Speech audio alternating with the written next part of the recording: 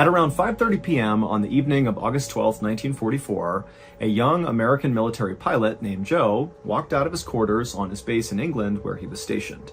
And as soon as he was outside, he lit a cigarette to calm his nerves, and as he smoked the cigarette, he began walking towards the huge hangar on the other side of the base where his plane was waiting for him. Joe had been preparing for this night for weeks. He and his co-pilot, a 35-year-old lieutenant who was nicknamed Bud, were about to step off on a top-secret military mission called Operation Aphrodite. And this mission was not only top secret, but it was so unbelievably dangerous that basically anybody who knew about it considered it a suicide mission. But Joe tried not to think about that as he walked towards the hangar.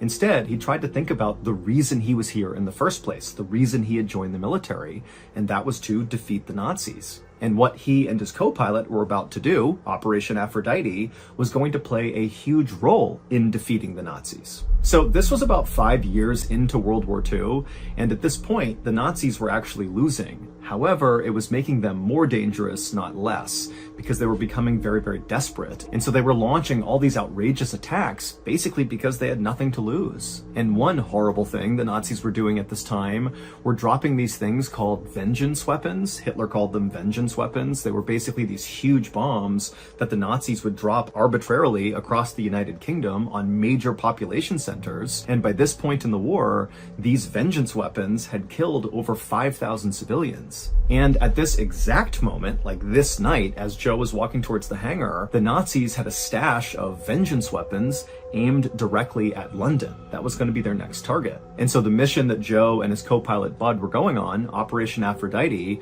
was going to be to go out and destroy those vengeance weapons to save London. And as nervous as Joe was about this mission, and he was really nervous, he was also very excited. He actually had volunteered for this mission when many other pilots had done everything they could to stay away from this mission. And on top of that, Joe actually had flown enough missions by this point in the war that he didn't need to fly anymore. He could just go home. But instead, he volunteered for this mission. And a reason why Joe might have decided to do that has a lot to do with the family he was raised in. So Joe came from a family that was very successful and accomplished, and his father really pushed Joe and his younger brother to be the very best at whatever they were doing and to be very competitive with each other. And so while Joe and his younger brother did love each other, they also had a pretty intense rivalry. And for a while, Joe's father obviously favored Joe. I mean, Joe was the favorite child, and, his father would always say, Joe's going to be the president someday. He's so talented. But after the attack on Pearl Harbor that brought the United States into World War II, both Joe and his younger brother joined the military,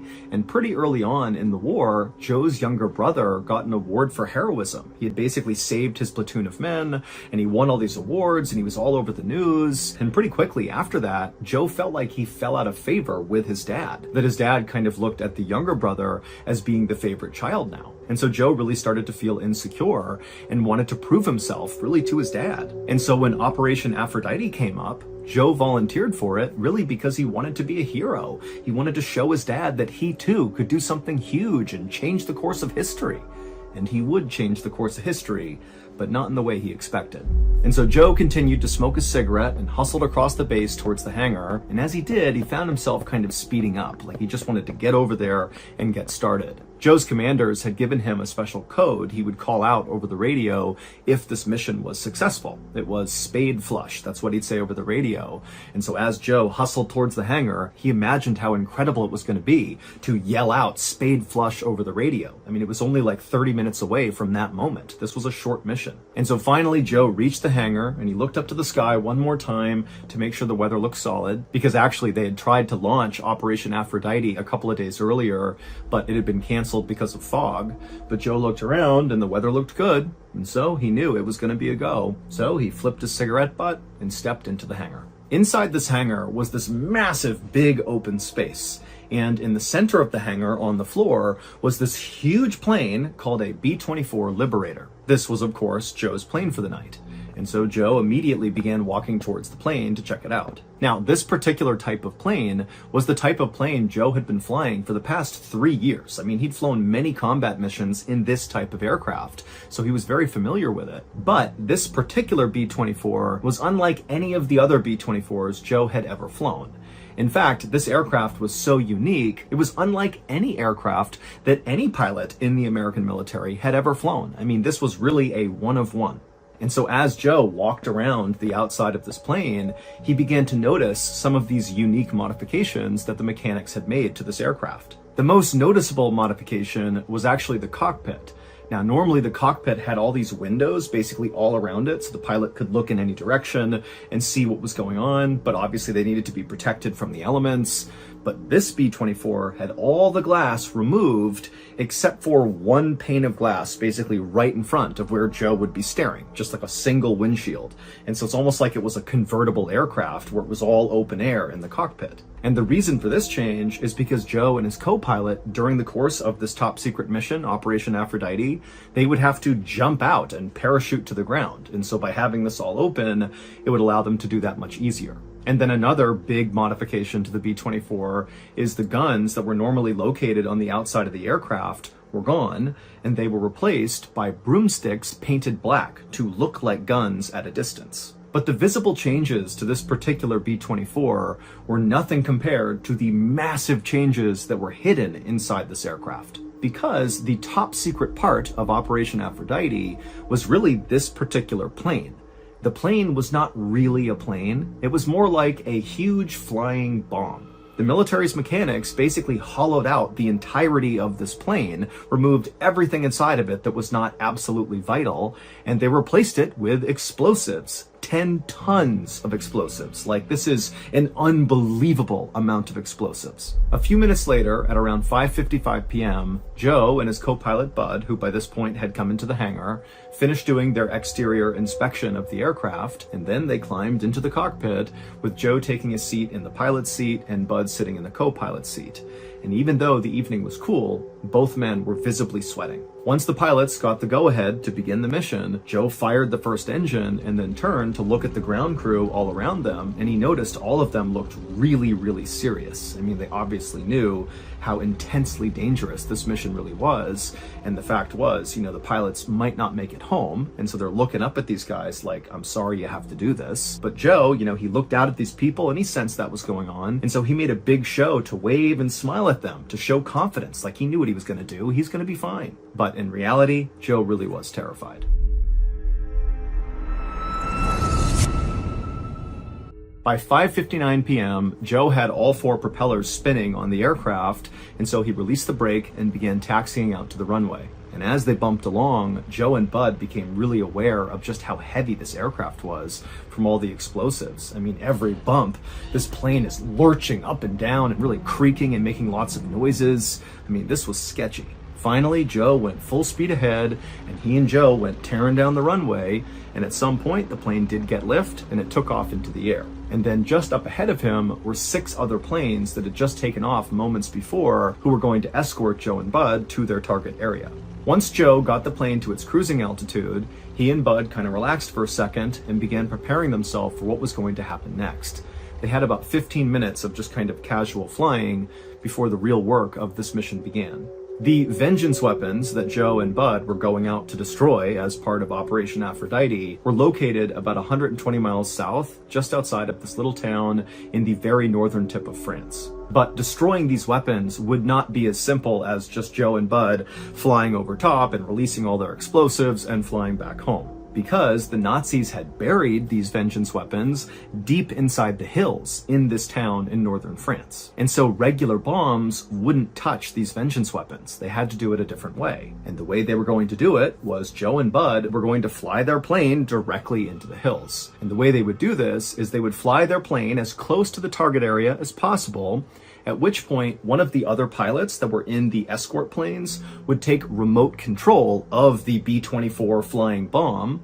And then once they had remote control, Joe and Bud, who no longer needed to do anything, they would jump out and parachute to the ground. And then the pilot who was remotely flying this now vacant B-24 flying bomb, they would just set it on autopilot to crash into the hills. At around 6:15 p.m., just as the English Channel came into view, Joe toggled a switch on his control panel, and then after after he did, he and Bud kind of held their breath for a second to see what would happen. And then a couple of seconds later, the plane kind of shuddered for a second and then leveled out. And then a call came over the radio from one of the pilots who were in the escort planes telling Joe and Bud that they had just successfully taken remote control of the B-24. So at this point, Joe and Bud are no longer flying the aircraft. They're just sitting inside of this flying bomb. Now, there were only two things left for Joe and Bud to do before they could bail out to safety. They would need to arm the plane, so basically arm the explosives and make them ready to detonate. And then after that was done, they would need to call out over the radio, spade flush, the code Joe was given, which would signal to everybody else that the plane was ready and Joe and Bud were jumping out. And so once Joe and Bud nodded to each other and kind of acknowledged that, okay, we're going to do the last bit of this mission, Joe turned around in his seat and he looked at this control panel that was right behind him. And on this panel was the arming switch. And so once Joe flipped this, he and Bud would have a very short window of time to safely escape the aircraft. And so it was kind of like, flip it, make the radio call, and get the heck out of there. But Joe and Bud had trained for this moment over and over and over again, so they were ready. And so eventually, Joe flipped the switch, grabbed his radio, and called out, spade flush.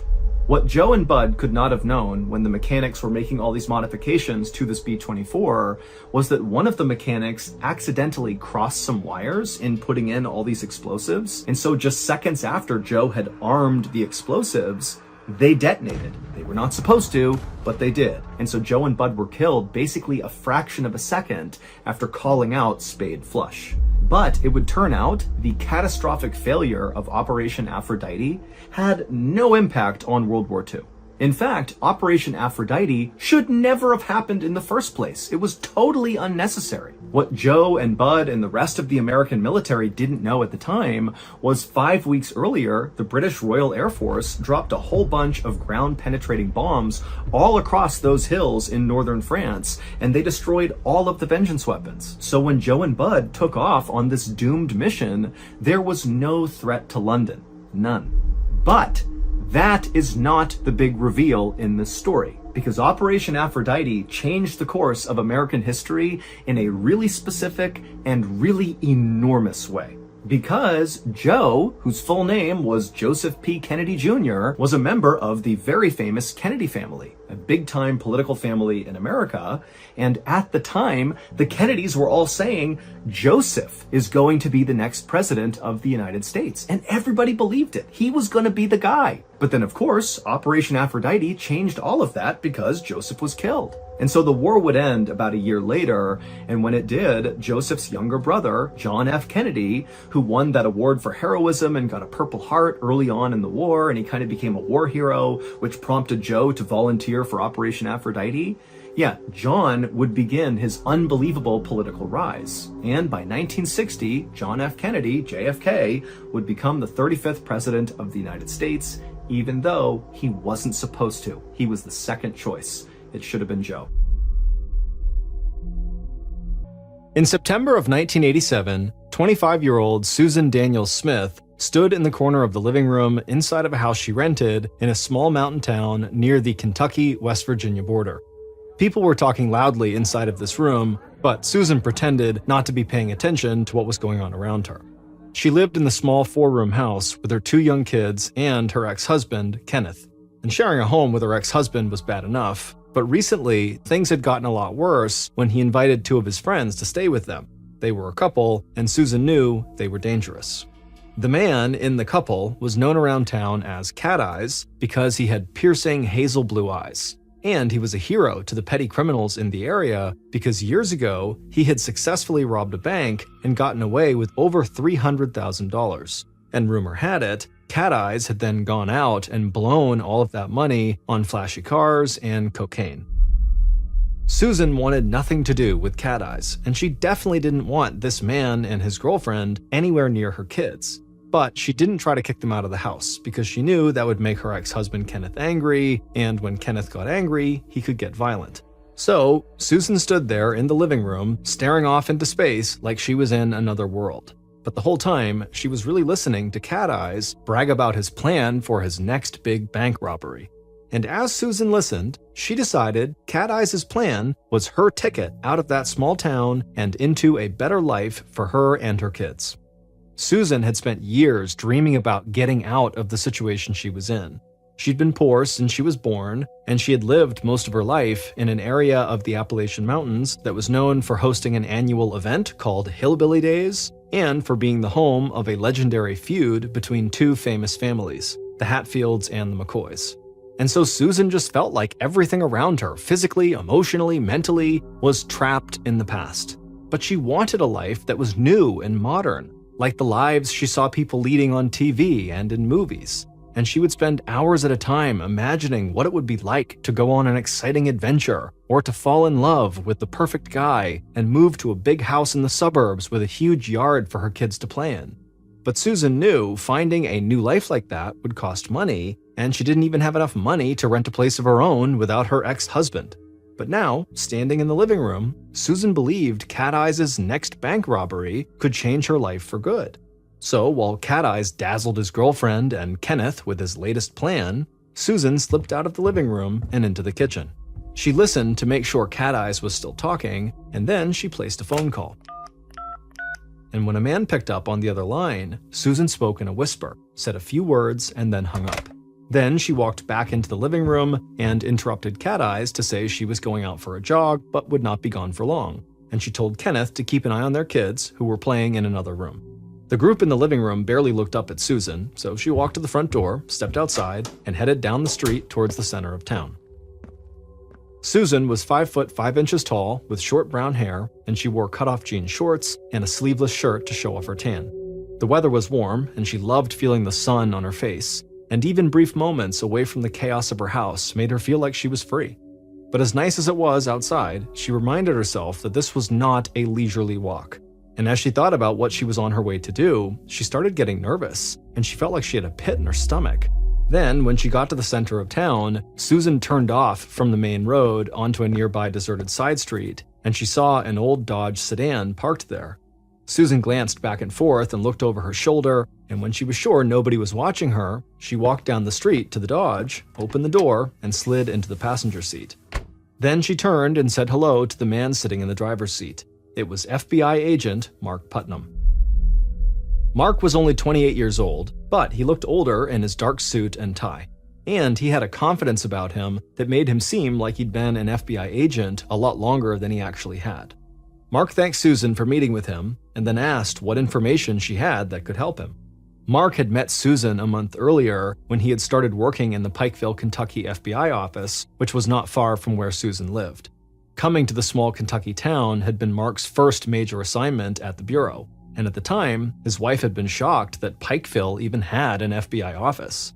But Mark knew that region of Kentucky and West Virginia had long been a favorite spot for bank robbers, because the towns and surrounding hill country were dotted with small banks that carried significant amounts of cash but didn't always have the same level of security that larger banks in bigger cities had. And so Mark had come to Pikeville primarily to crack down on bank robberies. And soon after his arrival, he had focused his attention on Cat Eyes. But to bring Cat Eyes down, Mark needed inside information. So he had reached out to local law enforcement to see if they could help him find a trustworthy informant, someone who would give him the information he needed to catch Cat Eyes in the act. And a sheriff's deputy had introduced Mark to Susan. Susan had dealt drugs in the past, and she had connections to criminals in the area, and most importantly to Mark, Susan knew Cat Eyes.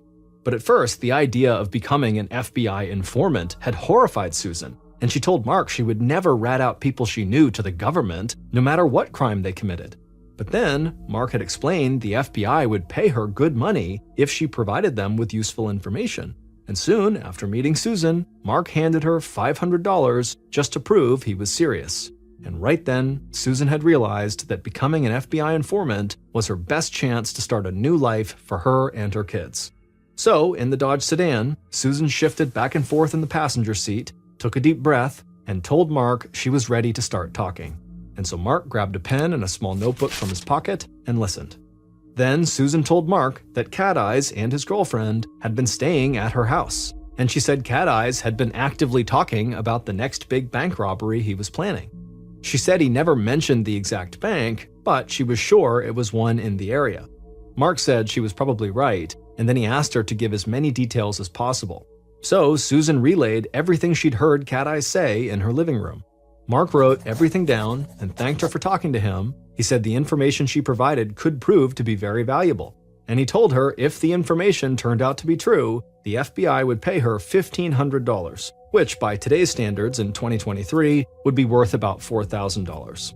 A huge smile crossed Susan's face. That kind of money could go a long way to helping her and her kids. And she knew if she was right about this bank robbery, the FBI would probably want to keep using her as an informant so she could keep earning money by talking. Then Mark reminded Susan to just act normal when she got back home and to not talk about the bank robbery at all. Susan said she understood, then she looked around to make sure nobody was close by, and she stepped back out of the car. Once she was outside, she put her head down and walked as fast as she could back to her house. When she got home, everybody, Cat Eyes included, was still talking in the living room, and they barely even noticed she'd been gone. Susan let out a sigh of relief and went to check on her kids in the other room. And she told herself she just had to play it cool for a few days and then everything would be fine. And then on September 10th, just a couple of days after Susan had met with Mark, Cat Eyes robbed a bank in Pikeville, Kentucky and got away with thousands of dollars. But because of Susan's information, the FBI had been prepared. And so banks throughout the area had used dye packets to stain the cash in their vaults. And so a week later, when Cat Eyes tried to exchange the dye-stained bills he'd stolen for clean bills at another bank, the bank teller immediately called the FBI on Cat Eyes, and the FBI tracked him down. The information Susan had provided Mark had led directly to Cat Eyes' arrest. And so Susan got her $1,500 and proved she was an informant the FBI could trust. And for the first time, Susan started to believe she really could change her life and that her dreams of having a big house and a safe, quiet neighborhood were about to come true. In the months following Cat Eyes' arrest, Susan kept in contact with FBI agent Mark Putnam. And the FBI believed that because Susan had dealt drugs in the past, she might be able to help them with drug trafficking cases that reached as far west as Chicago. Susan was excited at the prospect of helping them with these cases, and she felt like working as an informant for the FBI was the closest thing to being a character in an action movie she could possibly imagine. But then, in early 1988, about 4 months after Cat Eyes got caught, Mark told Susan the FBI needed her to testify against Cat Eyes in court. But the thought of appearing in court terrified Susan. She said secretly passing along information to the FBI was one thing, but testifying out in public was too much. She was afraid if she helped send Cat Eyes to prison publicly, well, his friends and family might try to take revenge on her. But Mark said if she agreed to testify, the FBI would pay her $4,000, which by today's standards in 2023 would be over $10,000. And that was just too much money for Susan to turn down. So about a month later, she took the stand in court and testified against Cat Eyes. And it turned out that Susan was a very strong witness for the government, and her testimony really helped put him behind bars. And after the court case, Susan continued to work as an FBI informant, and she even gave them information that helped them bust Cat Eyes' uncle for another bank robbery. Susan was really excited that the FBI believed in her and that she had even more money coming in, but people around Susan were starting to catch on to her new job. Susan's ex-husband, Kenneth, knew she had testified against his friend Cat Eyes, and now he suspected Susan was still working as a government rat. And he said he was disgusted that she would sell out people she knew to a bunch of FBI agents. And so he grew increasingly angry and violent towards her. And Susan was afraid of Kenneth. And she was scared that having testified in court had now put her in danger, just like she said it would. And so by the fall of 1988, about a year after Cat Eyes was arrested, Susan was living in almost constant fear that someone was going to kill her. And to deal with that fear and paranoia and stress, she had started drinking heavily and doing cocaine. Then, on a night in May of 1989, over a year after she had testified against Cat Eyes, Susan was throwing back a few drinks at a local bar. The music was loud, Susan was laughing with her friends, and she could hear the sound of pool balls crashing against each other from the pool tables at the back of the bar. And at least for a few minutes, Susan forgot about all the problems in her life. When she was done drinking, she paid her bill, and she and her friends stumbled outside into the night air. But as she walked down the street, Susan heard someone shout her name from behind her. She stopped, lurched forward on her feet a little, and then turned around. Her balance was off and her vision was fuzzy from the alcohol, but she saw the woman who had called her name. It was Cat Eyes' girlfriend, the same one who had been at Susan's house for a time. And before Susan could do anything, the woman was running right at her. Cat Eyes' girlfriend screamed, lunged at Susan, and slammed her to the ground. Then she got on top of Susan and began pounding on her with her fist. Susan tried to get the woman off of her, but she couldn't, and then she felt a sharp pain in her back from where she'd fallen on the hard concrete, and her head throbbed with every hit she took. Finally, Susan's friends who saw this happening ran over and managed to break up the fight, but Susan just stayed on the ground, trying not to show how upset and scared she was. Cat Eyes' girlfriend started to walk off, but she stopped, turned around, and told Susan she would find her again soon, and next time she would kill her.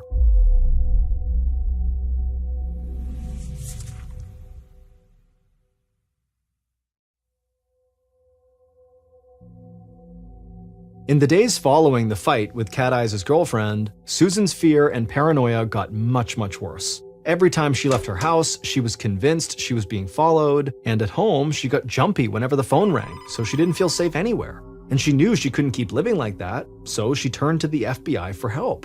But Agent Mark Putnam, who Susan had trusted and worked closely with, had transferred months earlier to the FBI branch in Miami, Florida. But during his time working with Susan, Mark had introduced her to another agent who he trusted, and Susan had worked with that agent as an informant as well.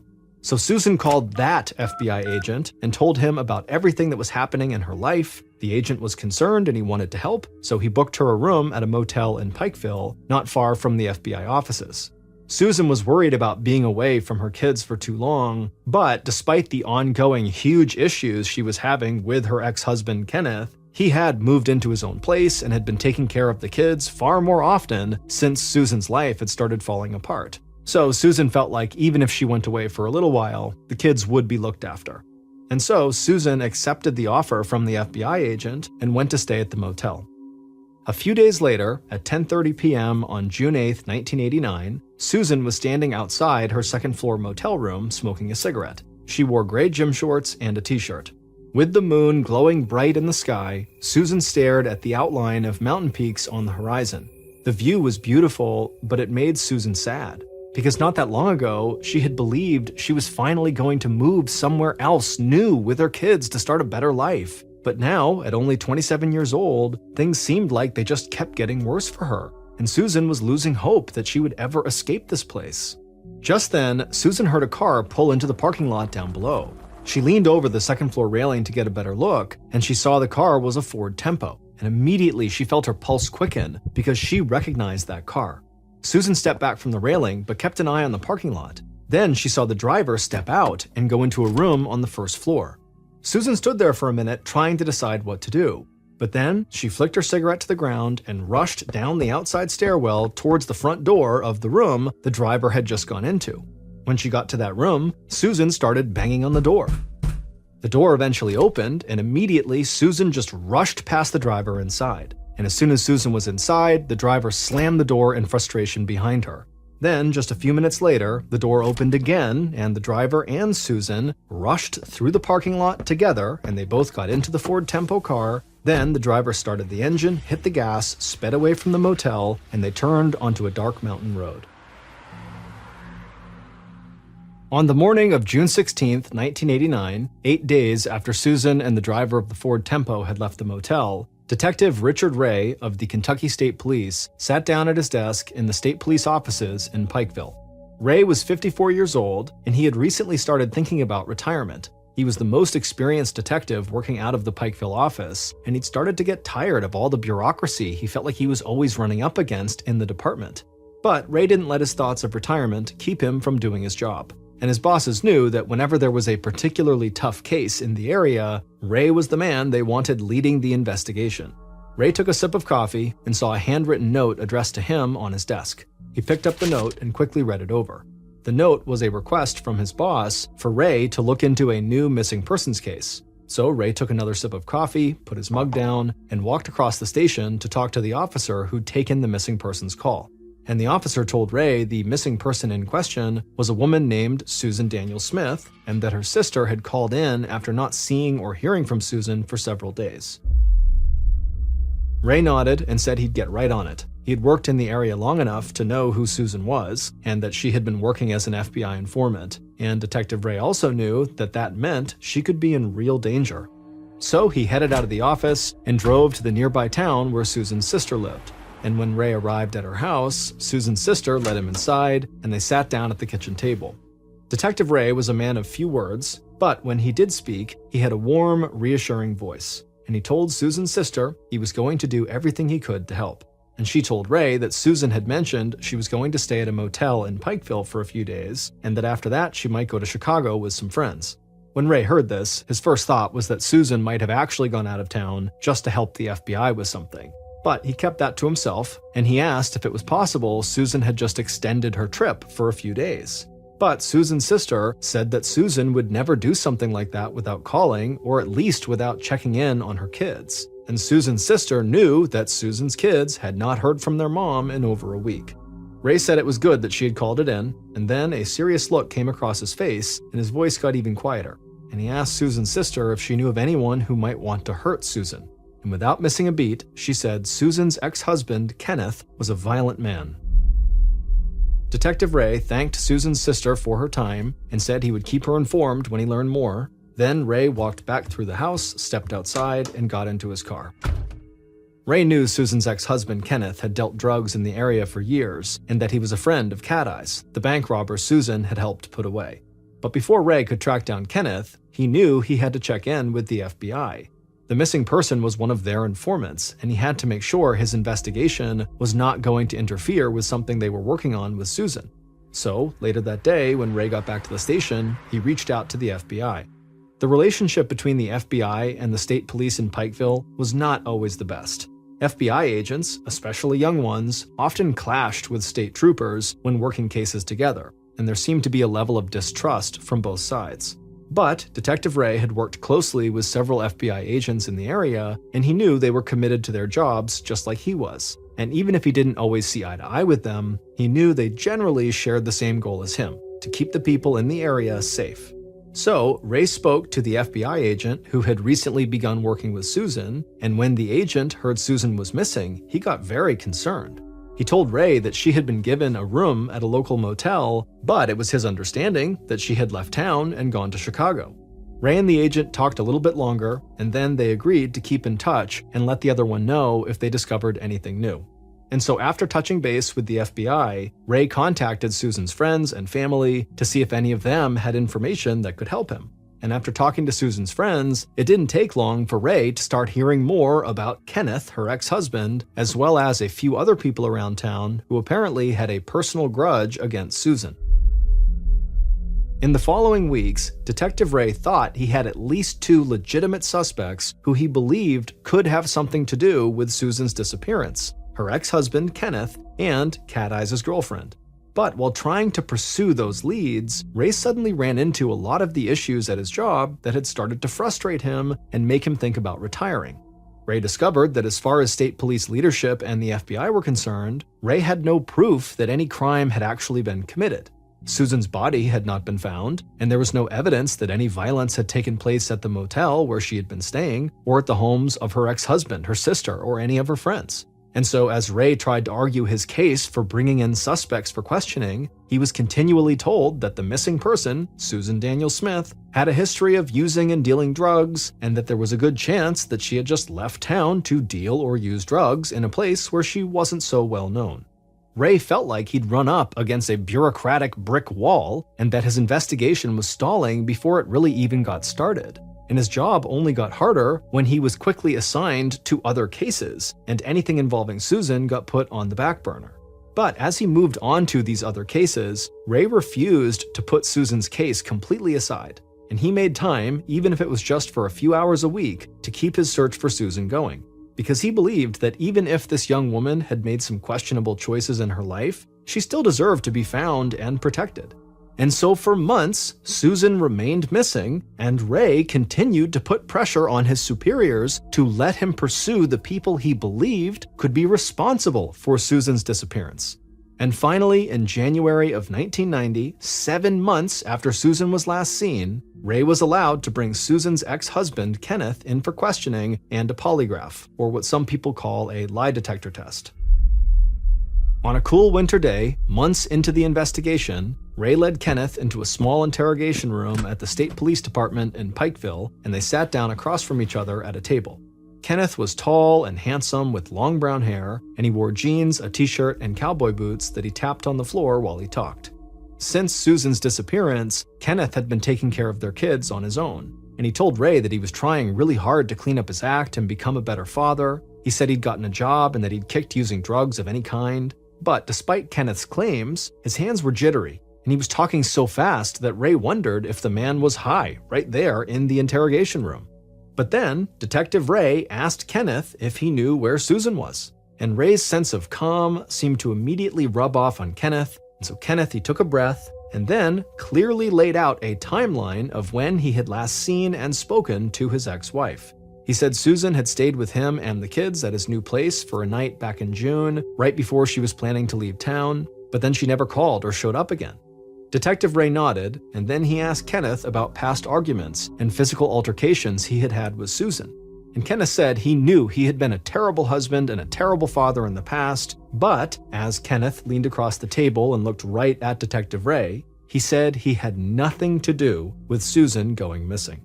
And by the end of their discussion, while Ray was not willing to rule Kenneth out as a suspect, he was inclined to believe that Kenneth truly didn't know what had happened to Susan. And the polygraph that Kenneth willingly took proved to be inconclusive. So Detective Ray knew he had to keep looking for answers elsewhere, and that meant he would have to convince his superiors to give him the time and resources to go after other suspects. But not long after he met with Kenneth, Ray was preparing to make his case to his superiors that he needed more time and support when he got a call from Susan's sister. And when Ray asked her if everything was okay, she started laughing on the other line, and she said he could stop searching for Susan. Ray shook his head like he must have misunderstood her, and then he asked her what she meant. And Susan's sister told him that one of their cousins had gotten in touch to say she'd recently spoken to Susan on the phone, and so Susan must be okay. Ray really wanted to believe Susan was somewhere safe and sound, and that she had made that phone call, but he had to follow up on it to be sure. So he took down the name and address of this cousin, thanked Susan's sister for letting him know, and then he headed out of the station with the hope that he might actually find Susan.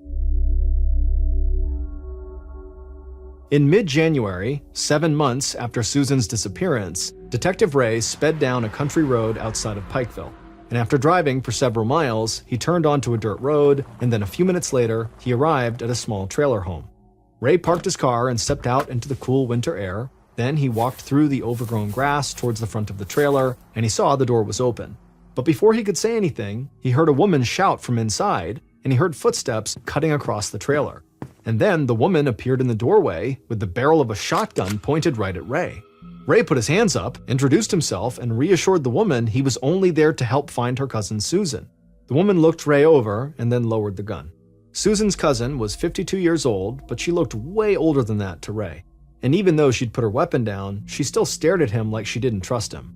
So in his very calm voice, Ray asked her about the phone conversation she'd had with Susan.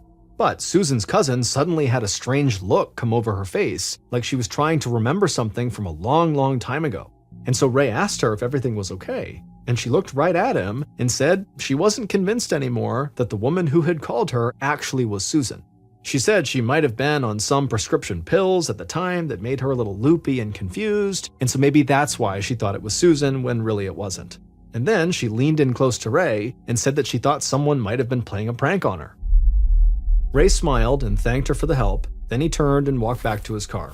The truth was, he had no idea what to make of this. He could easily believe this woman had mistaken another caller for her missing cousin, and he was sorry to admit it, but he also believed there were people in town who were cruel enough to play a prank like that on a lonely woman like her.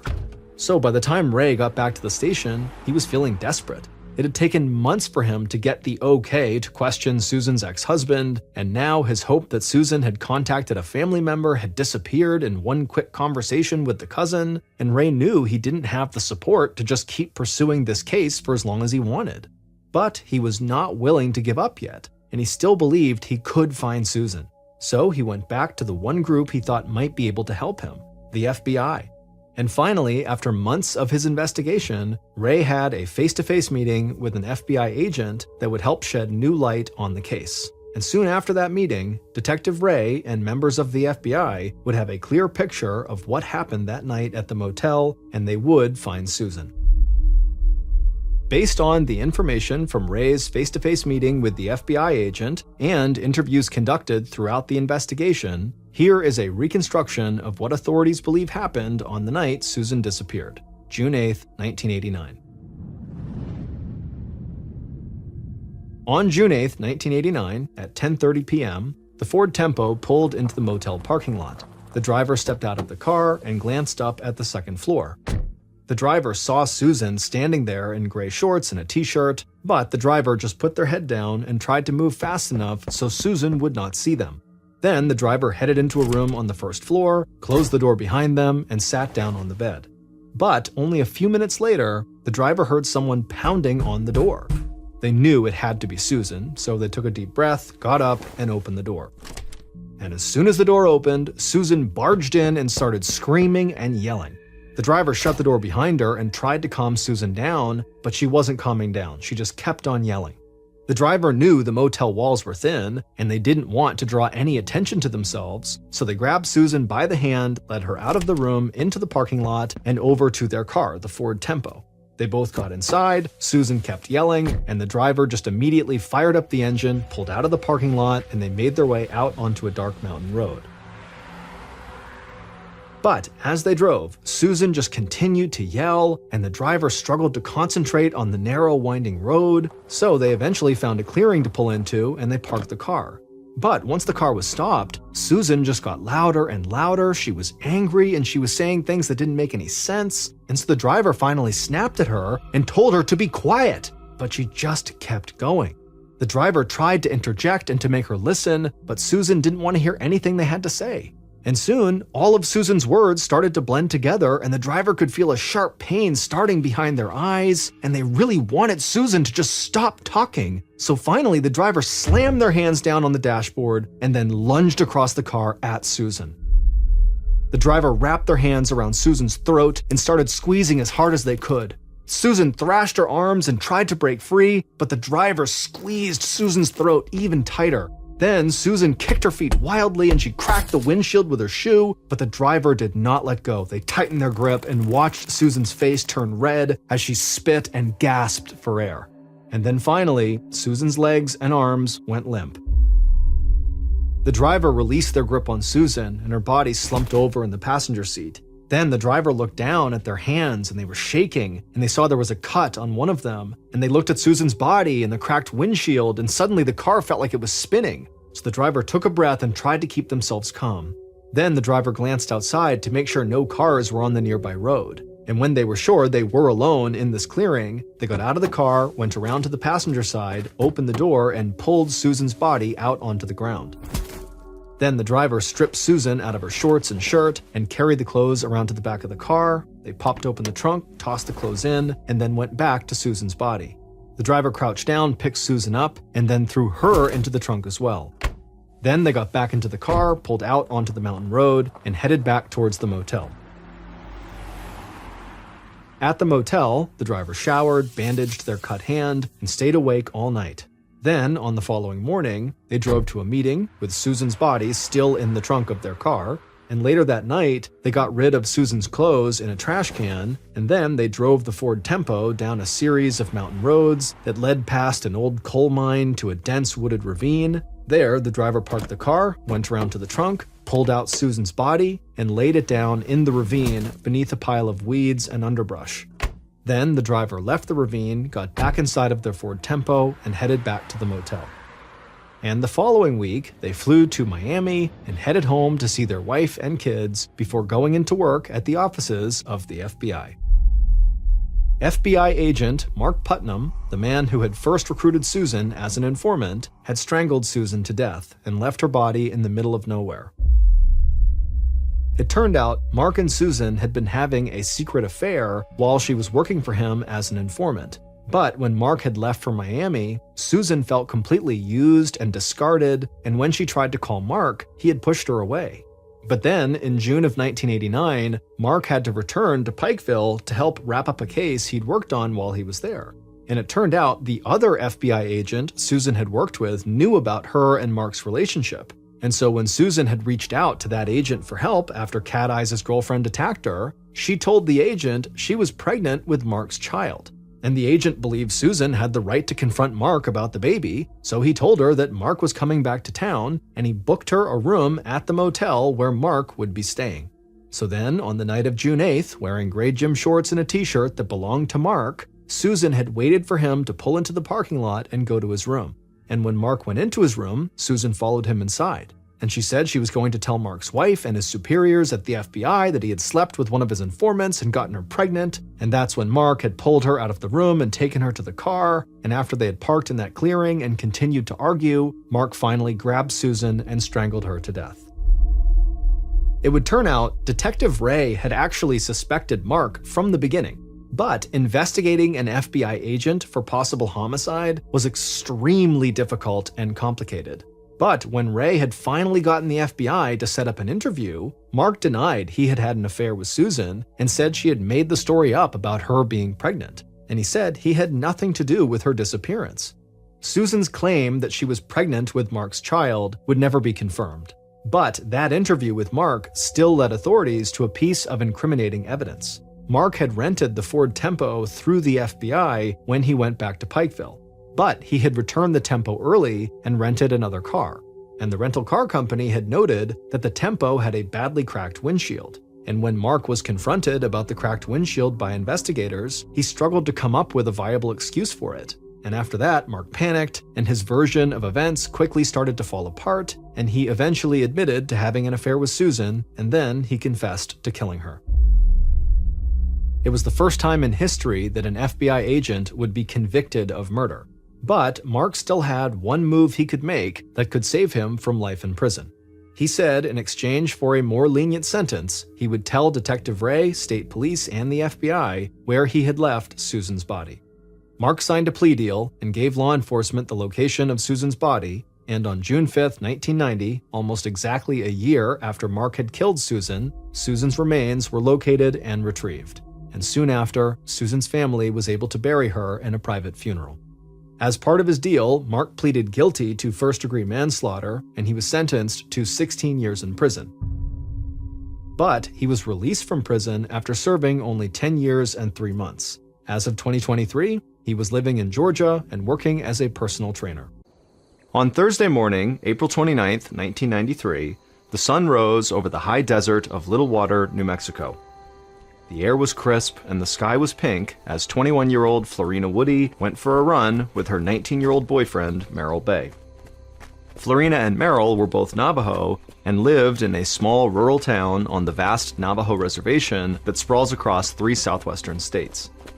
Florina loved the majestic landscape surrounding the town and spent as much time as she could outdoors.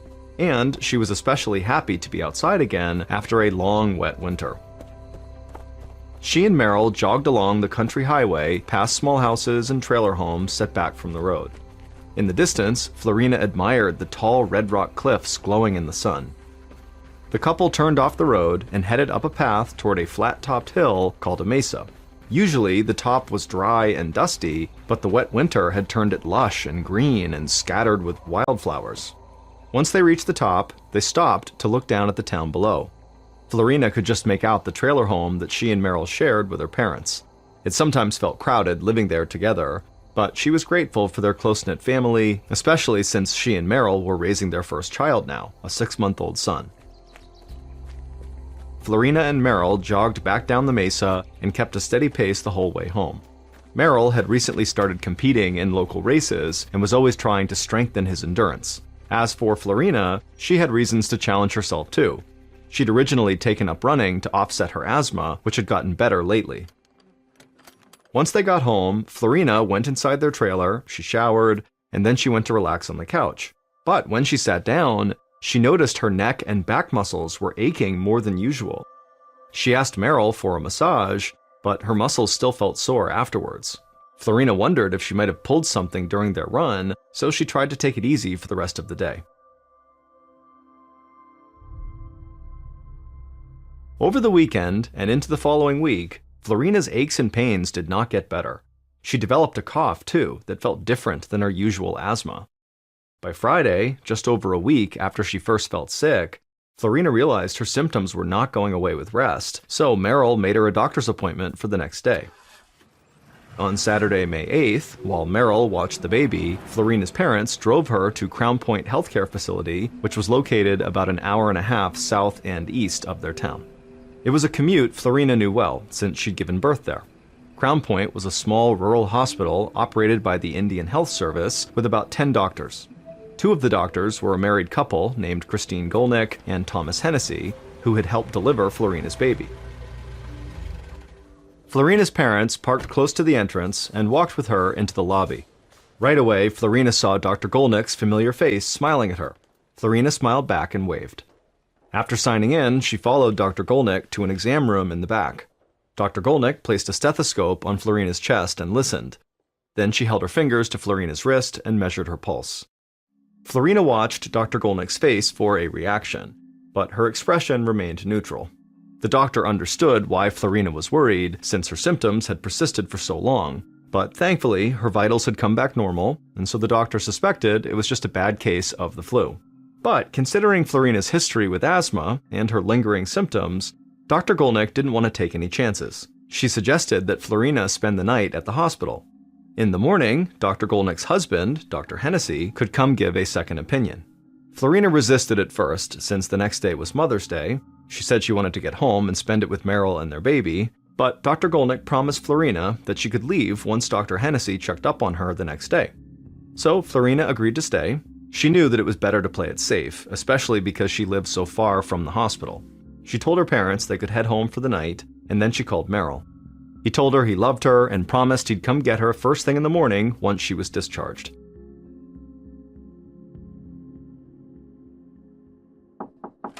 The next morning, Florina woke to a knock at the door. It was Dr. Hennessy, and Florina was glad to see him, because now she was feeling worse and she was struggling to catch her breath. Dr. Hennessy listened to her lungs with a stethoscope and frowned. He told Florina that he wanted to take a chest x-ray to get a better look at her lungs. Unfortunately, that meant Florina would have to stay at the hospital a bit longer. Florina was disappointed, but she was also relieved that Dr. Hennessy seemed to be treating her symptoms so seriously. Whatever was going on with her felt much worse than the usual breathing issues she experienced from her asthma, and she was starting to get scared. A few minutes later, a technician wheeled in a mobile x-ray unit and scanned Florina's upper body.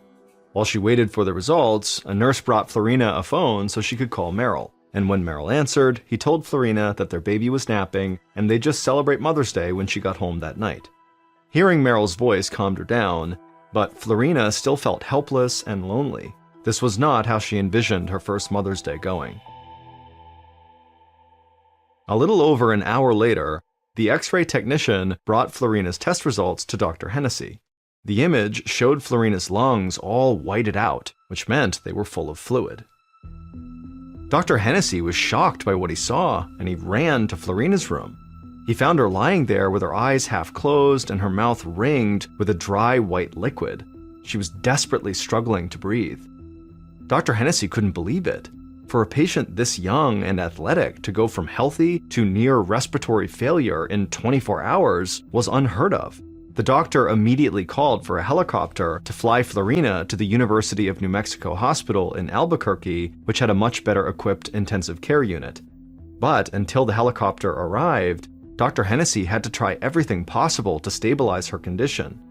He fitted Florina with an oxygen mask to pump air into her lungs, but within a few moments, she coughed up bloody pink froth. Dr. Hennessy's face turned ashen as he realized what was happening. Florina's lungs were so congested, the extra oxygen was not doing anything. And there was another urgent problem. Florina's blood pressure was dropping rapidly.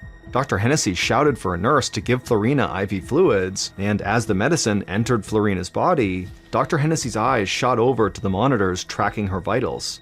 They were still extremely weak. Florina's body just wasn't getting enough oxygen, and her organs were starting to shut down. Getting Florina to breathe was now a matter of life and death. The doctor quickly snapped on a pair of fresh gloves, he grabbed a scalpel from an operating tray, and then took a deep breath to steady himself. And then, when Dr. Hennessy was ready, he carefully cut an incision into Florina's throat and inserted a breathing tube directly into Florina's airway. He heard Florina's heart rate monitor beep rapidly for a few moments, and then it went flat. Florina had gone into cardiac arrest. Dr. Hennessy knew he only had a few seconds left to save her life. He started CPR while the nurse grabbed the defibrillator. Once it was charged, the doctor grabbed the paddles and pressed them to Florina's chest, and then the machine released a bolt of electricity into her body.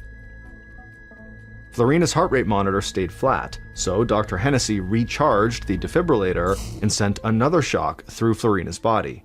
Just then, a nurse ran in and told the doctor that the helicopter had just arrived. But, by this point, Dr. Hennessy just shook his head. It was too late. Florina was dead.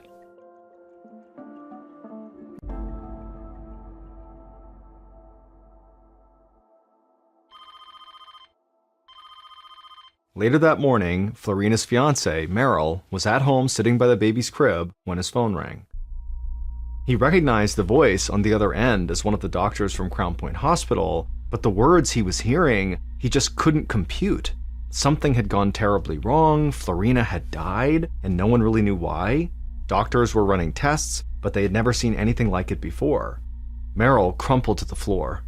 When he'd kissed Florina goodbye less than 24 hours ago, she'd been a bit under the weather, but it didn't seem serious. He didn't understand how this could have happened. Merrill took a moment to gather himself, then he walked into the kitchen where Florina's parents were having their morning coffee. He tried to tell them what had happened, but the words got stuck in his throat. Then he just closed his eyes, let out a deep breath, and blurted out, "Florina is dead." Florina's parents stared at him blankly. Her mother asked him what he was talking about. Tears started streaming out of Merrill's eyes as he explained what the doctors had just told him. Florina really was dead. It had happened extremely fast, and the doctors couldn't do anything to save her. This time it sunk in, and Florina's parents started sobbing. How could a 21-year-old mother in perfect health just suddenly die? That night, Merrill barely slept, and the next day he woke up in a fog. Food tasted like nothing. He fed and changed the baby, but it felt mechanical. Everything reminded him of Florina.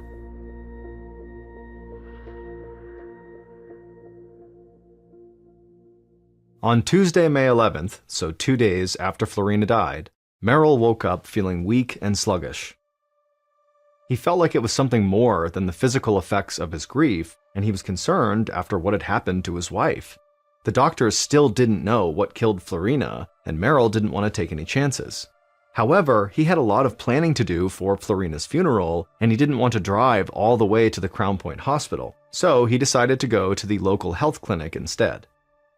Merrill told the doctor there what had happened to Florina and that he was now feeling sick. The doctor agreed that Merrill was right to be cautious, but he said Merrill's situation was different than his wife's. Florina had asthma, and that likely contributed to her very rapid decline. The doctor told Merrill to rest and sent him home with a prescription-strength pain reliever, an antibiotic, and an antiviral medication. Merrill took these medications over the next few days, but none of them seemed to work. He felt more exhausted each day, and even worse on Friday, May 14th, which was the day of Florina's funeral. Florina's cousin picked Merrill up at the family's trailer that morning, and then they set off for the 70-mile drive south to Sunset Memorial Park in Gallup, New Mexico, where Florina was going to be buried. But they hadn't been in the car long before Merrill started gasping for air. Now, this was before people carried cell phones, so Merrill's cousin had to pull off the highway at a general store to call 911 on a landline. And while he did that, Merrill stumbled out of the car and lurched around in the parking lot, panicking, while his lips and fingernails started turning blue, and then he just collapsed.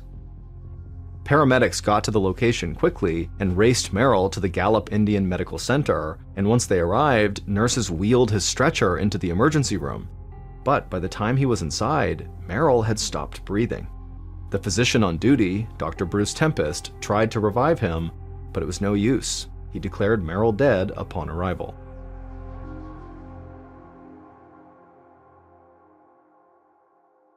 Later that day, Dr. Tempest sat slumped in a chair, feeling defeated. He had worked at Gallup Indian Medical Center for 23 years and was widely considered an expert at internal medicine. He'd even been awarded the Indian Health Service Clinician of the Year in 1983.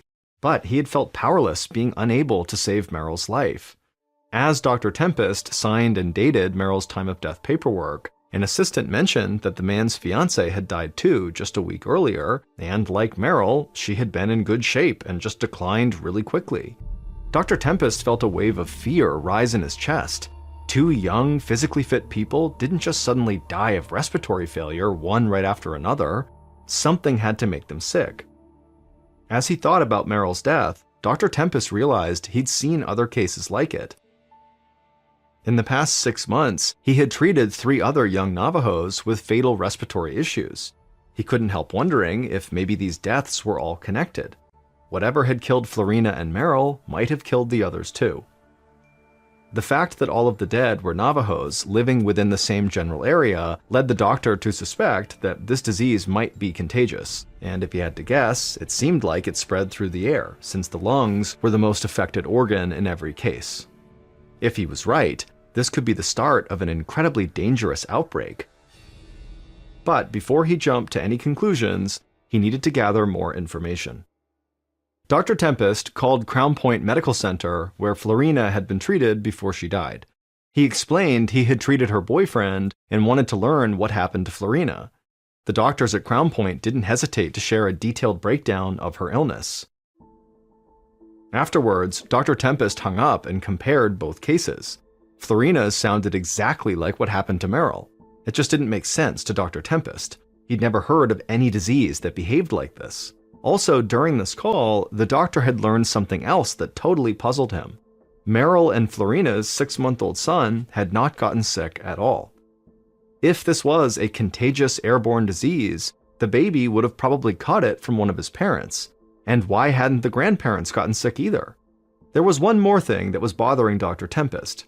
So far, there hadn't been any mild cases of this disease reported. Every single person who got sick died. This disease was unlike anything he had seen before. If it kept spreading, many more people could die. That weekend, Dr. Tempest compiled all the information he could on Florina and Merrill's cases. Then, 3 days after he pronounced Merrill dead, Dr. Tempest phoned the state health department and told them they had a problem.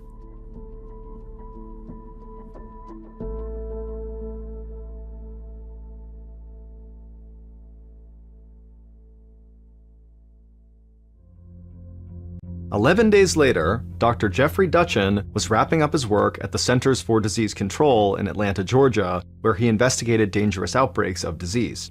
He was still in training at the CDC, and the work was demanding. Now he was looking forward to spending the long Memorial Day weekend with his family. But as he was getting ready to leave, there was a knock on his door. It was Dr. Dutchin's boss, and he had a critical job for him. Something troubling was happening on the Navajo reservation. Young, healthy people were dying, and no one knew why. 6 people had already died from this mystery illness, and 4 others had been hospitalized. The CDC was sending out a team early tomorrow morning, and his boss wanted Dr. Dutchin to be a part of it. Dr. Dutchin immediately switched gears and started putting documents in his briefcase.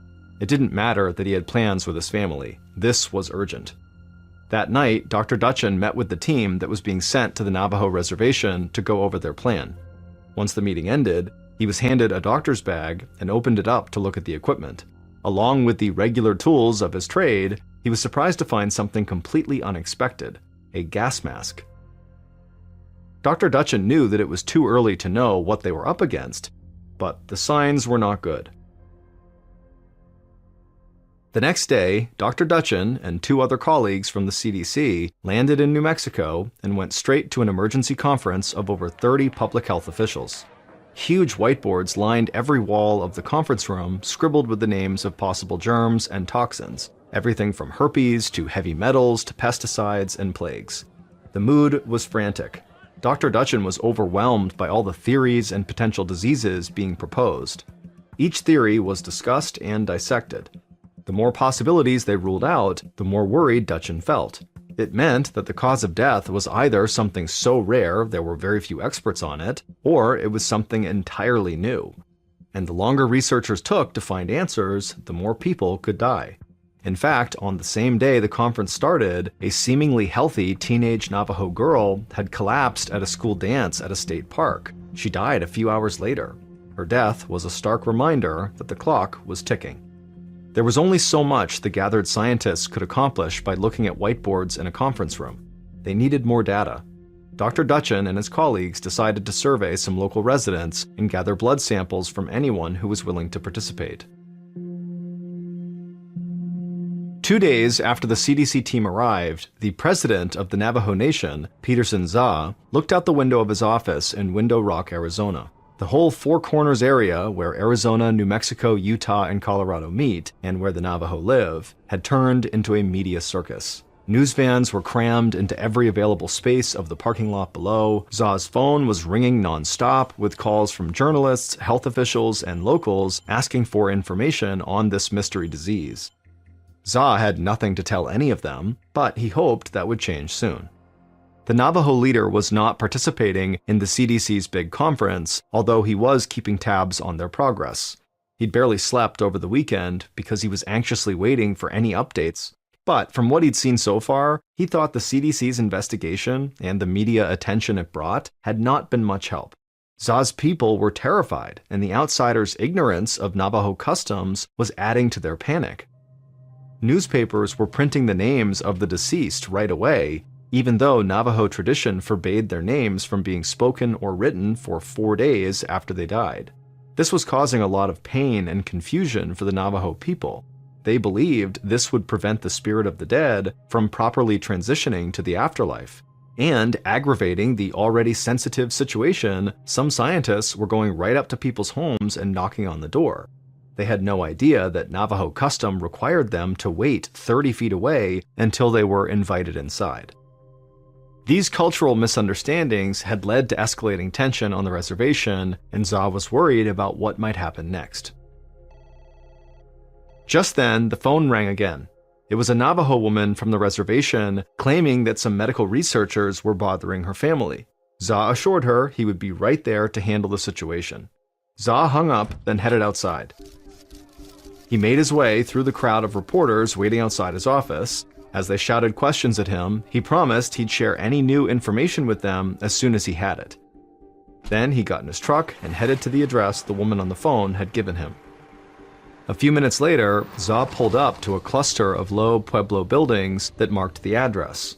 The sun was high, barely casting shadows across the dusty ground. Za saw a small crowd shouting at 2 men who were standing off to the side. Both the men looked rattled and confused. Za assumed they were the scientists that the woman had called him about. The situation looked heated, and he sensed it was about to get out of control. Za got out of his truck and recognized the woman who'd called him, and when she saw him, she ran over to him and explained what was going on. The 2 scientists had knocked on her door, asking if her family would be willing to donate blood for testing. Za shook his head in disgust.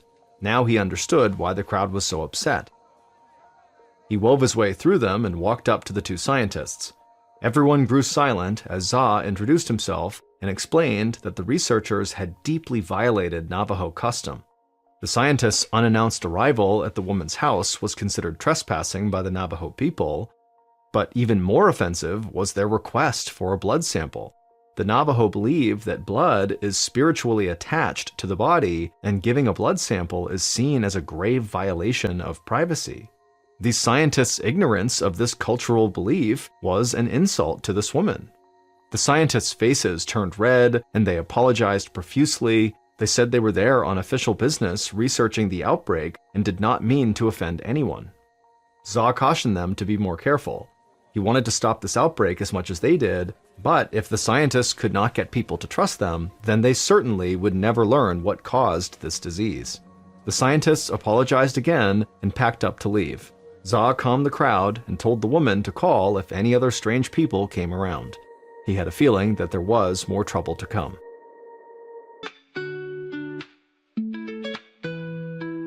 Love is a feeling, keeps us believing in you and me. Together we be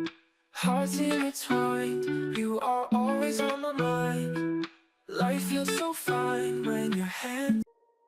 Back at his office that same day, Za read the latest news on the outbreak with growing discouragement. The Navajo people weren't just facing problems on the reservation. People in the wider area were beginning to shun them out of fear of the disease. There were several articles about Navajo families being banned from local restaurants and businesses. There was even a report about 27 Navajo third graders from Chinle, Arizona, being denied a field trip to visit pen pals at another school in California. And worse, people were still dying. The death toll was now up to 10, and many more were very sick. Za's eyes locked on one particular article about the outbreak in the Washington Post. A particular phrase in the opening paragraph immediately jumped out at him. It said, quote, "The Navajo flu." He slammed the newspaper down on his desk and rubbed his temples. This had gone far enough. He called in his assistant and told her to schedule a leadership council meeting immediately. The next day, Dr. Ben Muneta, an Indian Health Services doctor in New Mexico, received a call from Za's assistant inviting him to a meeting that night in Window Rock, Arizona, about the outbreak. Dr. Muneta understood why he was being asked to go. His grandfather had been a famous medicine man in the tribe. He had inspired Dr. Muneta to become a Stanford-trained physician with a unique knowledge of both modern science and traditional Navajo medicine. Dr. Muneta had been at the CDC's conference and could be a bridge between their investigation and the Navajo people. He told the assistant he'd be there. As he drove to Window Rock, Dr. Muneta passed a sign nailed to a telephone pole that said, quote, "No media allowed, no newspaper, TV, radio, etc. This means you," end quote. He could tell the locals were clearly fed up with the negative attention. His thoughts turned to his colleague at the CDC, Jeffrey Dutchin. Dr. Dutchin and the other scientists were doing their best to solve this mystery, but they needed help from the Navajo. He hoped that this meeting he was going to have with President Za was the start of that. A few minutes later, Dr. Muneta arrived at Za's office and was led to a small conference room. Dr. Muneta realized this wouldn't be anything like the CDC's giant conference. It was an intentionally small meeting that left out the federal researchers altogether. Za didn't want them interfering in Navajo business. Aside from Za, there were a few senior Navajo medicine men in attendance. The only other physician in the room was the state's deputy commissioner of health. Once everyone was seated, President Za asked Dr. Muneta to update them on how the investigation was going so far.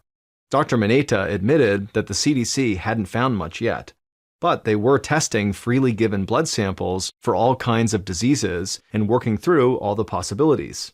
Dr. Muneta then turned to the medicine men and asked them for their prayers. The eldest medicine man was grateful for Dr. Muneta's request, but instead of prayers, he offered his own interpretation of the mystery disease outbreak. He believed that too many young Navajo were abandoning traditional practices such as speaking the language and living off the land. They were neglecting ceremonies that were meant to heal the sick, bring good fortune, and celebrate life's milestones.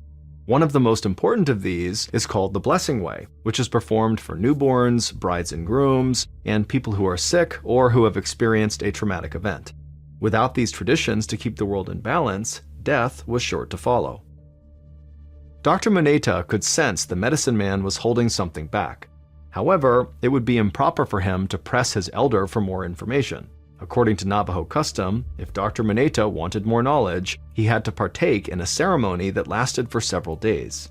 As much as Dr. Muneta wanted to adhere to tradition, he knew there was no time to waste. He gathered himself, then sat up straight and looked at the eldest medicine man. In a quiet but very firm voice, Dr. Muneta asked if the medicine man could just tell him more. For a long moment, the medicine man just stared at him. Dr. Muneta felt a knot growing in the pit of his stomach. He knew how upset the Navajos already were that the investigators were violating their customs, and now Dr. Muneta, who knew better, had done it as well. Finally, the medicine man spoke. He acknowledged that Dr. Muneta's behavior was irregular, but considering the gravity of the situation, he agreed to say more, and immediately Dr. Muneta let out a sigh of relief. According to the elder, this was not the first time a deadly illness like this had struck the Navajo. There had been 2 other bouts of mysterious respiratory failure deaths in their community. One was in 1918, and the other was in 1933. It was a long time ago, but stories were still told among the Navajo about those who had died. Dr. Mineta asked if there'd been anything similar about the years in question. The medicine man nodded. Both had been unseasonably wet winters with lots of rain, just like this recent one. Then he described how water changed the land, and these changes in turn brought a creature that carried death. Dr. Muneta knew what the medicine man was referring to. The creature was a real animal that was a prominent figure in Navajo mythology. Navajo called it Na'atsunse and believed it was equally capable of spreading life or death. In Navajo legend, if Na'atsunse entered a home and saw people being wasteful, it would then choose the Navajo's strongest young people to die. Muneta thought about what the medicine man revealed. The doctor didn't think that this animal was literally passing judgment on the Navajo and killing them, and in real life, he'd never heard of it spreading a disease like this through contact with humans. But as he considered the possibility, he came up with a theory that explained how it could happen. And if he was right, it would completely explain this deadly outbreak. Dr. Mineta raced back home and called his CDC colleague, Jeffrey Dutchin, who had led the emergency conference the week before. Dutchin was relieved to hear that the disease was not completely new, but he was confused when Dr. Mineta explained that the outbreak was related to the rain. This land had experienced every type of weather over time. Rain was not unusual, but this disease was. Dr. Mineta told him that it wasn't the rain itself. It was the animal from Navajo legends that came as a result of the rain. And if they were going to solve this mystery, then they would need to find as many of these creatures as possible. Dr. Mineta could sense Dr. Dutchin hesitate, but so far nothing else had worked, and as strange as this theory was about mythical creatures, it was the most promising lead they had. And so Dr. Dutchin told Dr. Mineta he'd get a team together right away. And this time, he'd make sure the investigators respected the Navajo's cultural practices. 3 days later, Dr. Dutchin walked out of his hotel a few miles south of the Navajo reservation. He'd organized this investigation with the help of President Za, and it would be conducted with the help and guidance of medicine men and other Navajo representatives. Dr. Dutchin scanned the parking lot and spotted 4 men gathered around a couple of beat-up trucks. Dr. Dutchin smiled and headed over to them. They were the CDC experts sent to trap the animals that Dr. Mineta had told him about. Another car pulled up next to them, and a stocky Navajo man climbed out. He was an environmental health expert sent by President Za to help with the investigation. He clapped Dr. Dutchin on the back and promised he'd help them find what they were looking for. Dr. Dutchin felt a surge of hope. Thanks to the Navajos, he believed they knew what was making people sick. Now they'd be able to track down that creature that was spreading disease around the area, and hopefully they could figure out how to treat the illness before it killed anyone else. They all piled into a truck and headed for the Navajo reservation. The next day, Dr. Dutchin stood in the middle of the desert. He was dressed in full biohazard gear, a silver suit, airtight helmet, and heavy boots and gloves. He looked across the desert landscape at the other members of his team. They were all dressed in the same protective gear. To outside observers, they might have all looked like astronauts from a movie set. But the work they were doing was very real, and if they weren't careful, it could be very dangerous. Dr. Dutchin was standing above a trap he'd set the day before.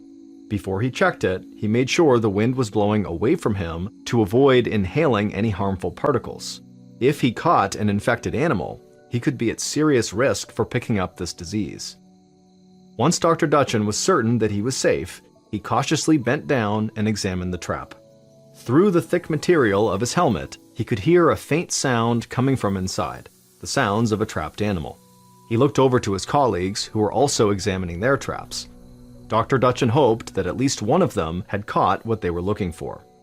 Over the next few days, Dr. Dutchin and his team caught all sorts of animals. They carefully took samples and sent them off to the CDC in Atlanta for analysis. On June 16th, 4 days after the specimens arrived in Atlanta, Dr. Dutchin got his confirmation. The disease afflicting the Navajo wasn't entirely new. It was called a hantavirus. But this strain of hantavirus was entirely unique. The CDC had not been able to identify it earlier because it typically attacks the kidneys, while this particular strain affected people's lungs. But thanks to the tip from the Navajo's medicine men, the CDC scientists knew what was spreading the disease. It was the creature known as the Naats Unse. When Dr. Maneta met with President Za and the medicine men, they told him how this real-life animal played a prominent role in the Navajo's origin myth. According to Navajo legend, the creature is responsible for spreading the seeds of life across the world. However, it can also be dangerous, and its breath can be fatal. This animal is incredibly common in North America, but the Navajo fear it so intensely they burn their clothes if it even touches them. Individually, this animal is not a huge threat, because each one doesn't carry enough of the hantavirus to endanger anyone. But if there's enough of them, they can spread disease like wildfire. In that winter, the heavy rains in the Four Corners area created a concentrated population of the animal that had only occurred twice before, in 1918 and in 1933. In all three instances, the heavy rains had led to more plants and vegetation. This in turn fed the creature and allowed them to multiply. The creature then infiltrated the homes of Navajo people like Florina Woody and Merrill Bay, leaving traces of the hantavirus everywhere they went.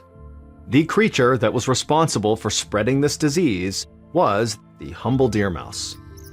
And a hantavirus is a family of viruses spread mainly by rodents. And that spring, deer mice had been all over the Navajo reservation and surrounding area. They crept into homes, they nested in sheds, barns, and storage units. No matter how many holes were plugged or traps were laid, there were just too many of them to stop. And wherever they went, they left their droppings, which carried the deadly virus. When people like Florina and Merrill tried to clean those areas, they came into direct contact with the droppings, and the virus entered their bodies in high enough concentrations to infect them. But now that the CDC knew what was behind the outbreak, local officials could reduce the danger. After the deer mouse was identified as the culprit, public health advisories urged people to avoid rodents and told them how to make it harder for them to enter their homes. And while that didn't eliminate the danger entirely, it reduced it enough to help the outbreak end by the middle of August, almost 3 months after Florina Woody died.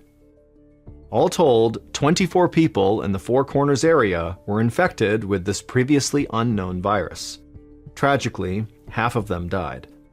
But thanks to the cooperation between the CDC and the Navajo people, the damage was limited, and there have been very few outbreaks since then. In keeping with the Navajo custom of not speaking the names of the dead, the CDC decided to call this North American hantavirus strain Sin Nombre, which means without a name.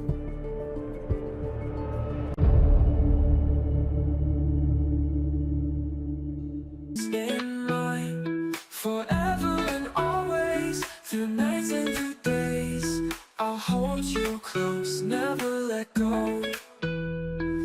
Romantic moments, never once a discontent. Our love is strong, we keep moving along. Memories sparkle like the stars wherever we are. We remember the joy, just like a favorite toy.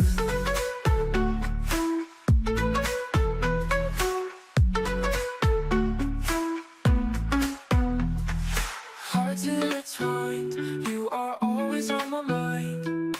Life feels so fine when your hand's in mine. Forever and always, through nights and through days, I'll hold you close, never let go.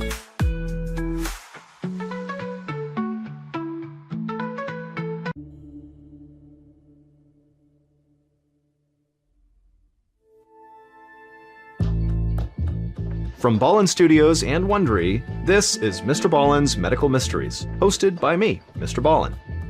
A quick note about our stories: we use aliases sometimes because we don't know the names of the real people in the story, and also, in most cases, we can't know exactly what was said, but everything is based on a lot of research. And a reminder, the content in this episode is not intended to be a substitute for professional medical advice, diagnosis, or treatment. This episode was written by Britt Brown. Our editor is Heather Dundas. Sound design is by Andre Plus. Coordinating producer is Sophia Martins. Our senior producer is Alex Benedon. Our associate producers and researchers are Sarah Vitak and Tasia Palaconda. Fact-checking was done by Sheila Patterson. For Ballen Studios, our head of production is Zach Levitt. Script editing is by Scott Allen and Evan Allen. Our coordinating producer is Matub Zaire. Executive producers are myself, Mr. Ballen, and Nick Witters. For Wondery, our head of sound is Marcelino Villapondo. Senior producers are Laura Donna Palavoda and